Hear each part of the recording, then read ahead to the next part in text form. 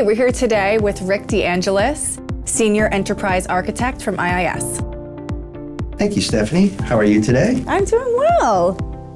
So let's get right into it. So can you tell me what's new these days in the world of enterprise storage?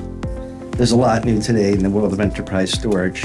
We've moved on from just traditional data center storage technologies to storage at the edge, storage in the cloud, storage in object technologies, and we've been working with HPE on many different solutions these days that are all new within the last 3 years, really. Which HPE products? I'll give you an example. HPE has moved into block storage in the cloud, offering more of a cloud-like approach for many customers. HP has moved into object storage technology, which is the preferred storage technology of a lot of cloud technologies and other technologies.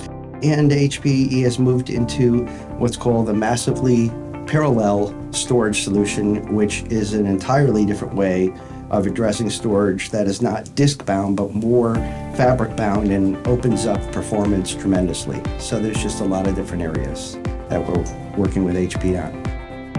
What are the specific challenges that customers are facing with their storage in 2024? Great question, and there's a lot of them in 2024. Probably the biggest right now is keeping your data protected and safe. Ransomware is taken front and center. And so we're working with the customers on that, which is either an augmentation or rebuilding of their data fabric, if you want to call it that. There's also a tremendous push to bring in new projects, and that's creating the need to free up space. So we're working with a lot of customers to try and consolidate into new technologies. With NVMe technology these days, we can get a lot more consolidation. And lastly, I think customers are just really challenged trying to figure out how to make this hybrid environment between the cloud and the data center work. And there's a lot of technologies, but exactly how to use them is a challenge for customers. So we do a lot of consulting in that area. So with the whole world talking about AI these days, how does AI affect how IT shops deploy storage or will need to deploy storage? Well, there's a big effect. AI technology is very different from traditional data center applications. As people move into what's called inferencing of AI, that basically is having the system think for you based on the data it's been trained on. And this requires much faster storage that's located much closer to the processors itself. And so there's just new technologies like EDSFF drives, which are enhanced density drives. There's block storage plays a big role in AI as well. But in general, it's not so much that the technology is different, it's that it needs to be deployed differently so it reacts much faster to storage requests. So it is a challenge. So which HPE technologies would help you? Well, I think the biggest help in this space is going to be the ability to make much denser systems. So the HP Alletra family of storage servers is perfectly designed to hold the density for these type of AI applications. The other solution that HP has that's really compelling is they have their machine learning and development environment, as well as they host an environment for training and inferencing in the cloud. And this is an excellent way for a customer to get started. And then if they have to grow out into a bigger environment on-prem, they can do that. But so HP offers in their MLDE environment and as well as their hosted cloud, a very compelling solution to get started. What trends are you seeing with IIS Technologies' customer base around their storage platforms? Well, actually, the trend these days is to smaller and more dense. So the technology has changed so much that over the last 3 or 4 years, NVMe drives have come out. They've gotten so large in size that we can put into a single 4U what used to take a rack of storage. And so this is a great opportunity for customers to reassess the footprint of their data center. with new technologies coming in like AI and other things, there's a need to make space, and we're able to work with customers to really consolidate that footprint down and give them better performance. So that's definitely one of the big trends we're seeing with customers. But the other is the fact that they're running into their own bottlenecks as they run faster and newer applications and faster and new technologies alongside their legacy. So we're actually seeing the need to re-architect the chain along the way as we see performance bottlenecks. So there's definitely new challenges these days. Is the traditional block storage SAN connected to servers and devices with a fiber channel iSCSI switch network still alive and relevant in 2024? Yeah, I would say it's definitely still alive and relevant, but it's coexisting now with new technologies. The traditional fiber channel being the way you connected the data center to storage in the past, Ethernet would be the way you connected to the network, and these technologies have new peers these days. We talked about NVMe. We've also got direct attached memory storage. We've got object and block storage. So we've got a bunch of technologies that work in different ways than block does. Block is traditionally much more appropriate for traditional data center applications and traditional databases.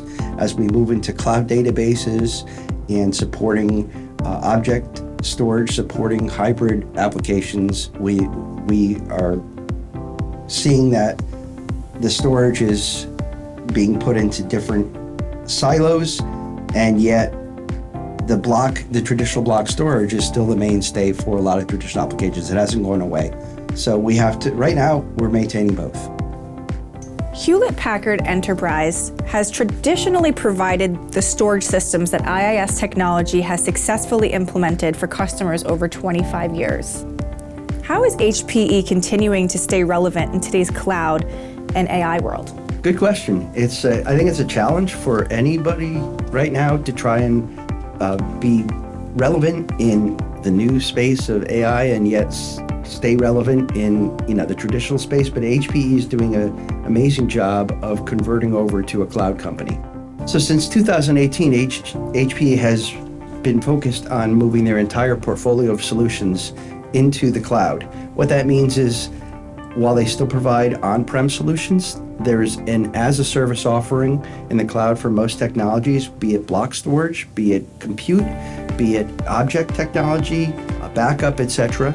All those are available as a service. So HPE's goal is to become the fourth cloud provider. However, still providing all the on-prem solutions that customers are used to having. So what HPE's done is come up with models that allow you to either purchase technology as you traditionally did, or to acquire technology on a consumption model, which means you literally pay for only what you use and you pay as you go, so that if your utilization differs from month to month, you'll have a lower bill in the months where it's lower and a higher bill in the months it's higher, much like your utility bill. So HPE GreenLake is a hybrid cloud technology solution that can be delivered as a service. So there's been a complete transformation of HPE over the last 5 or 6 years into a hybrid technology provider.